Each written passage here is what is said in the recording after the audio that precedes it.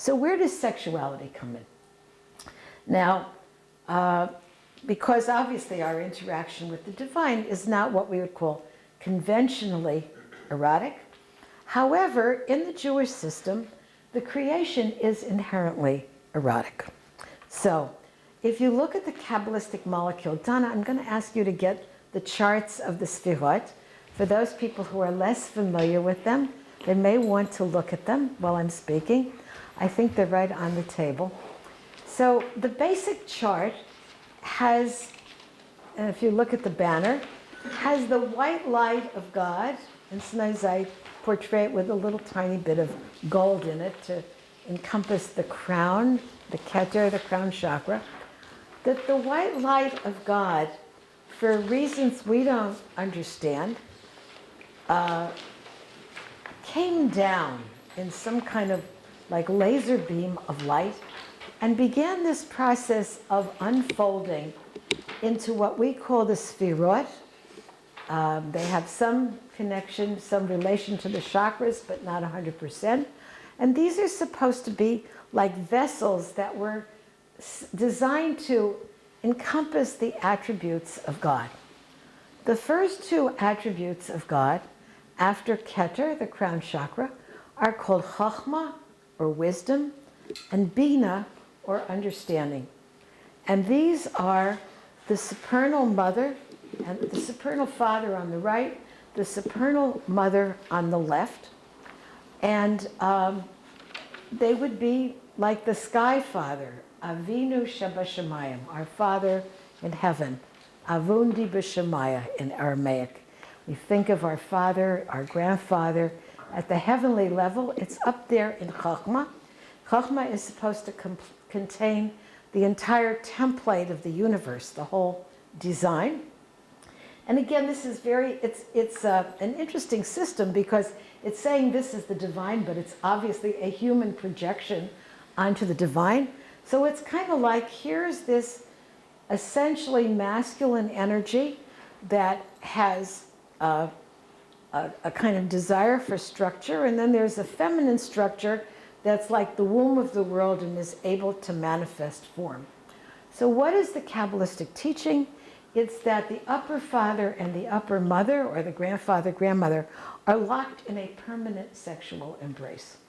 If we were in North India, this would be like the erotic sculptures, you know, where you see the gods in this huge and very playful kind of sexual encounter. So that is the quality of the Abba and the Ima. They can never be separated. They are never divided. They are never in conflict. They totally balance each other. That is the world before polarity. And one way of looking at them also is to see them as the divine androgyne. So in the Kabbalah is the idea that we all started off androgynous and that we were roly-polies. We were round, half female, half male, and we agreed to separate. So one possibility is that they are the divine androgyne. The other is that they represent the ideal male and female who are not at war with each other. And the way that this gets carried through in the Jewish system is that the two cherubs on top of the Ark of the Covenant are also in a sexual embrace. And this is one of the reasons why they only opened the Holy of Holies once a year on the holiday of Sukkot, when they brought the grapes for the grape festival. And even then there was so much incense and smoke that it was pretty hard to see them. They say that even the priests who were up close had trouble seeing them. And one of the stories is that when the Romans conquered the Second Temple, they derided the Jews for having these erotic sculptures in their temple when theoretically they were against all statuary. Now the rabbis try to get around this. In the Talmud they say, oh, they were two males, they were two animals, they were two little Cupid children, but the majority of opinion is still they were a male and a female, and they magically had the ability to turn towards each other when the world was in harmony and away from each other when there was discord, like a couple who decide to turn away from each other in bed. So that is the mystery of the sacred sexual encounter. And when they are together, they produce what is the missing sphira, that little black and white yin yang I have up there, that's called da'at, deep knowing. You might remember in the Torah, when Adam and Eve come together, the Torah says they knew each other. They use that terminology. This is supposed to be the source of the deepest knowing.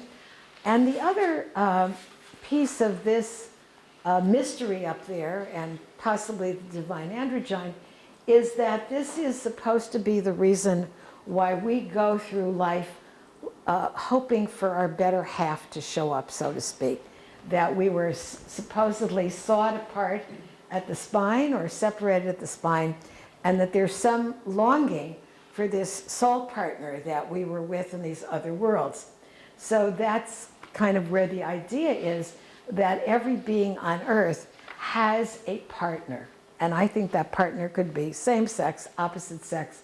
I think this is really about polarity, not just about sexuality. So that upper mother, Bina, gives birth. She gives birth to the planets and the stars and the 7 lower sphirot. And her energy, as it descends into these 7 sphirot that are what we call sphirei ha-binyan, the sphirot that are used to construct our world, then those 7 sphirot are divided between loving kindness and judgment, between pushing forward motivation and holding back. But ultimately, those sphirot also have a middle pillar where all of the energies are balanced. And in the middle pillar is the sun, Tiferet, the energy of the young male god or the young male, and the Shekhinah, the Malchut, the Gaia, the earth. So in the Kabbalistic system, to repeat the heterosexual pattern, the goal of the whole energetic is to bring together the young male and the young female, the brother and the sister. This is not seen as an incestuous union. It is seen more broadly. So, like human lovers, they have their ups and downs. They're together, they're apart, they are separated from each other. So where the human being comes into the system is that the human being, through good works and charity and prayer and meditation and spiritual sex, is able to reunify the balance of the cosmos within this Kabbalistic molecule.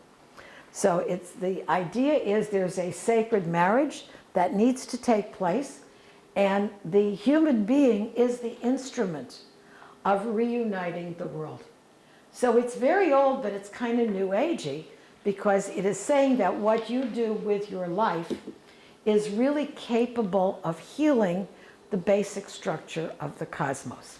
So for this reason, not only the Kabbalists, but even as early as the Talmud, the sages recommended making love on Friday night, because the energy of the Shabbat was a more refined and spiritual energy.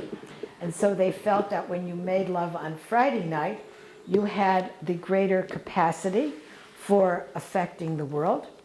And the same would apply probably to new moon and holidays, but particularly on Saturday. Now, this is a book called Igeret HaKodesh, the Holy Letter, and it's a Jewish sex manual. And it's rooted in medieval thinking, which is entertaining. And it's usually been attributed to Nachmanides, although now they think Gikatilla may have written it. But some 12th, 13th century great Kabbalistic scholar wrote this as a letter to a student of his who was getting married. And his basic advice to him was, A, sex is not for procreation alone, which even the Talmud already taught us.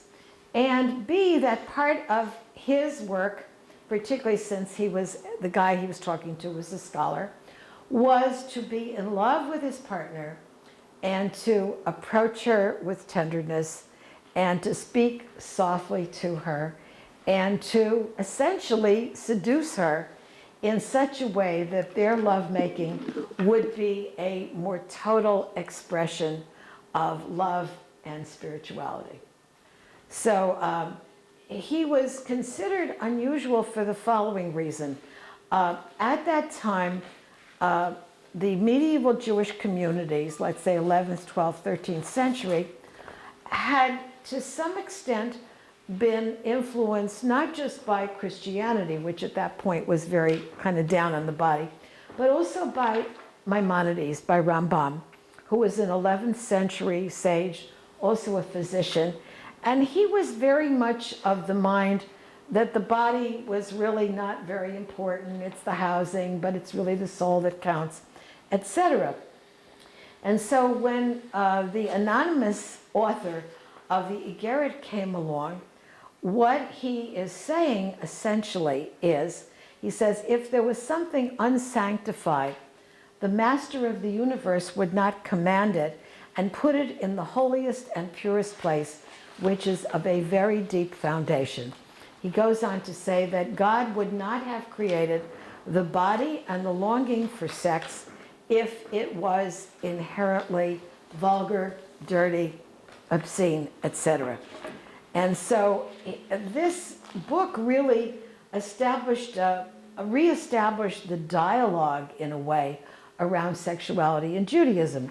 He says the male is the mystery of wisdom and the female is the mystery of understanding, back to the Kabbalistic molecule, and the pure sex act is the mystery of knowledge. Proper sexual union can be means of spiritual elevation when it is properly practiced. And the mystery greater than this is the secret of the heavenly bodies when they unite in the manner of a man and woman. So he sees human sexuality as being related to the cosmic plan. Now, in a certain way, this is wonderful and refreshing. However, it was based on very faulty biology.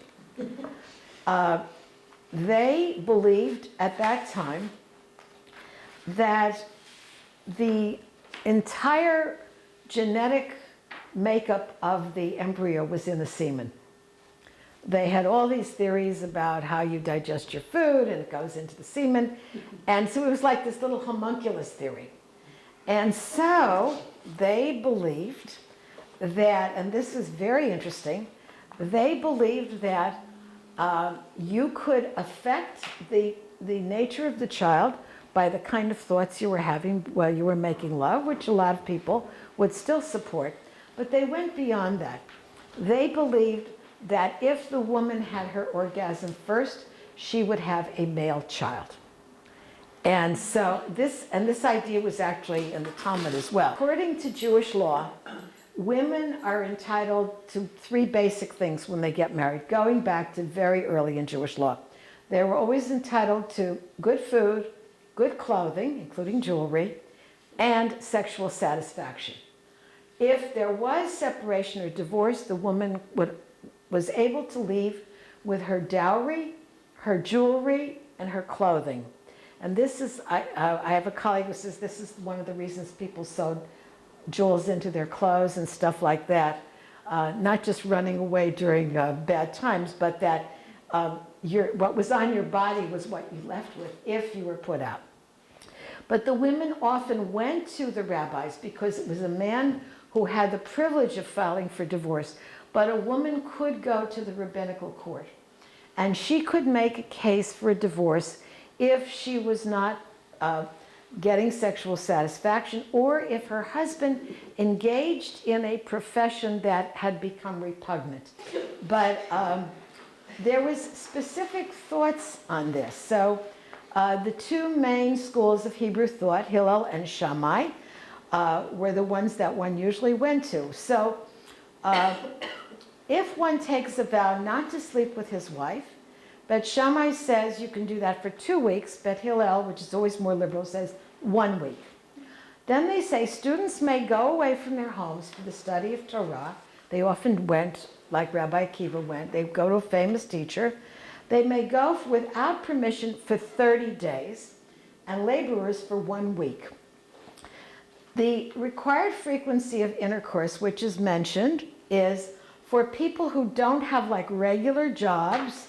I guess this would include body workers and people with independent income. For people who don't have regular jobs, every day. For laborers, twice a week. For donkey drivers, once a week. I guess they were on the road. For camel drivers, once in 30 days, because they were gone a lot. For sailors, once in 6 months. These are the words of Rabbi Eliezer. So they did get very practical. And I think what was happening in Talmudic times, the discourse in what we would call a rabbinic court was more open.